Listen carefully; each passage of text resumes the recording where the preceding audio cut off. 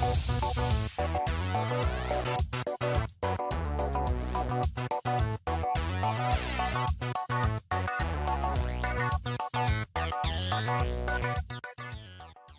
going on, guys? PC here, and welcome to another mystery unboxing video. So if you watched my pickups video last week, you'll know that I teased this box right here at the end of the video saying that I'd do a mystery unboxing on it. And that is this video right here. So I know you've probably been tossing and turning every night this week wondering what's inside this box. So you'll finally be able to sleep after you watch this and you know what's inside. So that's always good. But I did say that there were a few consoles in this box, and that is completely true. I bought 3 different video game consoles in a lot on eBay for $35 shipped, which I think is a fantastic deal for what I got. Just one of the consoles in here is worth at least $30, so I think it's a really good deal. Unfortunately, none of these consoles were tested. They were sold as being untested. The description said something about them being donated, so I don't know if it was a thrift store or something that was selling them, but it didn't come with any cables, so I'm assuming that's why they didn't test them. So I have pretty high hopes that they will work. They're in pretty good cosmetic shape, so I guess we'll see. We're going to test these out, or at least 2 out of the 3 at the end of this video. I don't have the cables for one of them, so I may save that for a later video. But I got a really good deal on this. There's one console in particular that I bought this lot for. I've owned it a couple times in the past, but there are still tons of games that I want to play on it, so I decided I wanted to buy it again. So I'm pretty excited to have that. The other 2 consoles, I'm not sure if I'm going to keep or not. One of them I know for sure I'm selling. The other one I'm a little bit on the fence about, so we'll see. But let's go through these and see what's inside. So we'll start off with this console right here, which is a black Nintendo GameCube. This is a console I've never owned before. I do own a Nintendo Wii, which is backwards compatible with GameCube games, so that's why I'm not sure whether I'm going to keep this or not. I'm not sure if it's worth it. Maybe you guys can sway me one way or the other in the comments down below, but I'm not really sure yet whether I'm going to sell it or keep it. But it's in pretty decent shape externally. It has a few scratches here and there. It needs a bit of cleaning. The buttons seem to work alright. I do not have any of the cables for this, so I won't be able to test it in this video.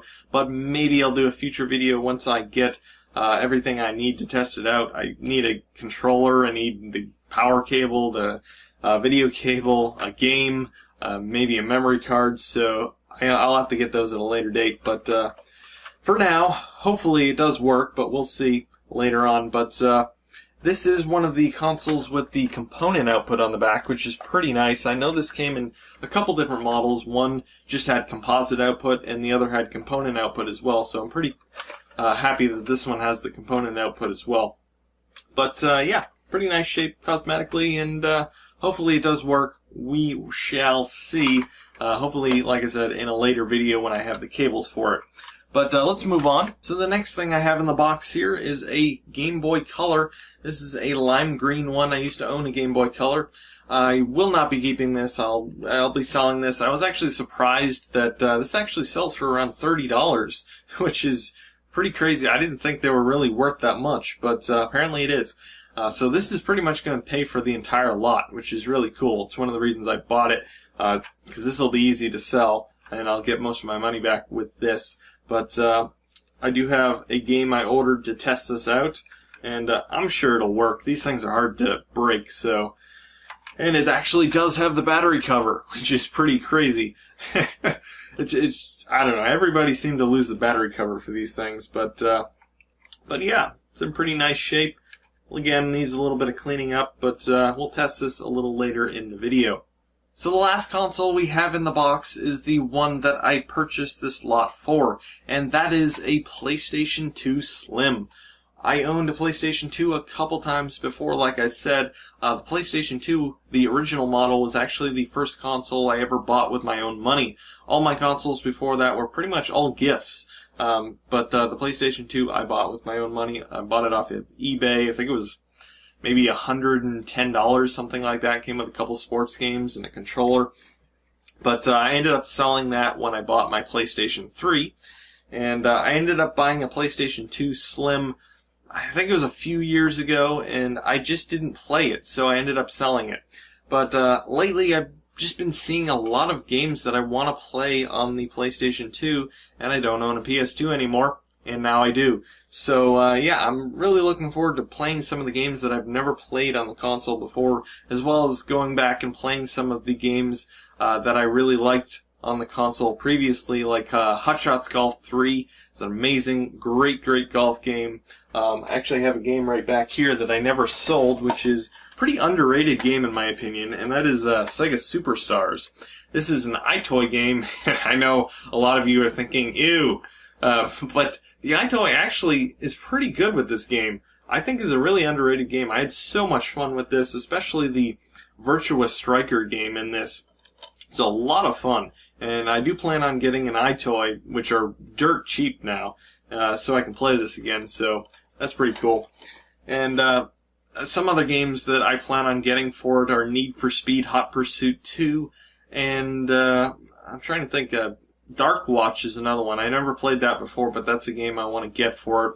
I did actually just get in the mail today Destroy All Humans 2, which I played the original game and loved it, so I'm really looking forward to trying the sequel. But anyway, back to this. It's in pretty decent shape. It's not... I'd say it's probably good. It has some scratches on the top. I don't know if you can see that. Scratches and scuffs, but hopefully I can clean up most of that. But it's in pretty alright shape overall, and the main thing is, hopefully it works. I did buy all the cables I needed for this. I actually only needed to buy one thing, and that was the power cable. But I already had a PlayStation 2, or actually a PlayStation composite cable. Luckily, all the PlayStation consoles over the years have all used this same composite cable, which is handy. I've had this for quite a while now, so I already had that, so that was cool. And I've had this controller here as a wireless PlayStation 2 controller by GameStop, which is actually really good. And I've had this for a long time now, so I'm all set controller-wise. But I just needed the power cord, so that was pretty good. And I guess we'll test this out in a second here, but yeah, I mean, it's in pretty decent shape. Needs a little bit of cleaning up, but hopefully it works. But anyway, I guess we'll get to testing these things up. Hopefully they do work. I do have a game to test out the Game Boy Color with. Not really a great game. It's actually Racer Freestyle Scooter, which is actually a game on the Dreamcast. I just picked out basically the cheapest Game Boy Color game on eBay, which just happened to be this one. But yeah, we'll test out the Game Boy Color, the PS2, and the GameCube we'll do in a later video. So let's get right to it. Okay, so here's the Game Boy Color. I put the game in, put some batteries in, and we'll see if this thing works. I am recording this with my phone, so that's why you see the light there. Otherwise, I probably wouldn't be able to see the screen. But let's switch it on, see if it works. Okay, power light's not coming on. That's not a good sign.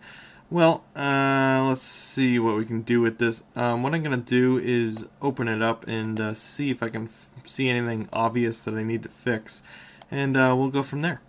Okay, so as you can see, I opened up the Game Boy Color, and I think I have found the problem. Now, if you look over here, behind the headphone port, you'll see a fuse labeled F1. And as you can see, it is completely missing.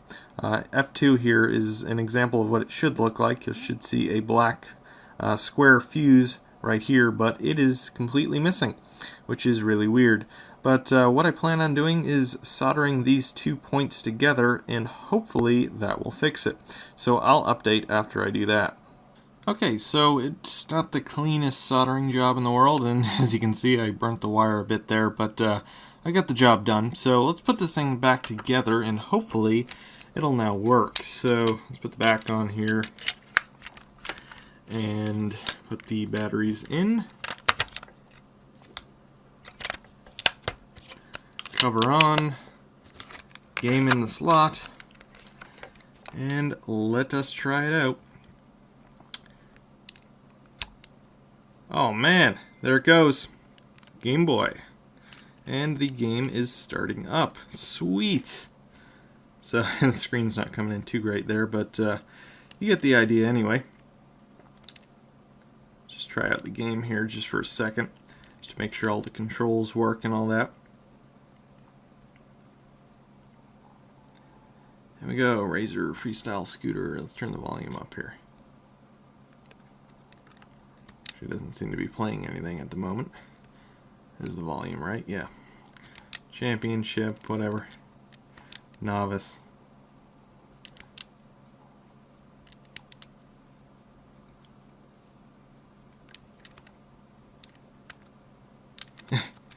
And he's jumping up and down. I have no idea what I'm doing here. I don't even hear any sound. Okay, I hear sound, but it's not exactly coming out very loud for some reason. Ooh, yay, it's working. Alright, so that is the Game Boy Color. It is working perfectly now, which is pretty cool. So let's move on to the PS2. Okay, so as you can see, I have the PS2 Slim hooked up. I actually had a S-video cable that I decided to use instead of that other one that I had. I have a game, Sims 2, to test out on it. And the controller all hooked up, power's hooked up. The red light is on, which is always a good sign. So let me pan up to the TV here and we'll turn it on and see if it works. So, it's powered on. Okay, blinked a bit. So far, no video though. Well, it looks like we have another faulty unit here. Well, this is not turning out as well as I had hoped, but alright, well, I'll open this one up and see if I can find the problem with this. Alright, so unfortunately I was not able to fix the PS2. I opened it up to see if there was anything obvious inside that needed repairing. I took a look at the motherboard to check out all the solder points to make sure everything was good. I did find one solder point on the AV connector that looked like it could have needed to be resoldered. I tried that and unfortunately it didn't make any difference. I'm still not getting any audio or video out of the PS2. I did try cleaning it out, blowing it out with some compressed air, but nothing seemed to work. It's still just displaying a black screen, which is unfortunate. I did look it up online, and it seems like it's probably a bad motherboard, possibly a bad chip on the motherboard, or maybe even a fuse. Unfortunately, I just don't have the equipment to replace one of those tiny fuses on the motherboard, so that's really not an option for me. And replacing the whole motherboard really isn't going to be worth it compared to just buying a new PS2, so it's really unfortunate. Kind of sucks because I bought the whole lot specifically for the PS2, but, you know, I knew it was a risk buying the lot knowing that everything was untested, but I've had good luck with things that were supposedly broken on eBay before, especially with that lot of Nintendo 64s I bought a while back, and every single one of those worked, which was awesome, but unfortunately the newer generations of consoles like the PS2 and the GameCube and stuff like that aren't as reliable as the previous generations, so, you know, what can you do? I tried, I took a risk on this. At least I have the Game Boy Color, which works.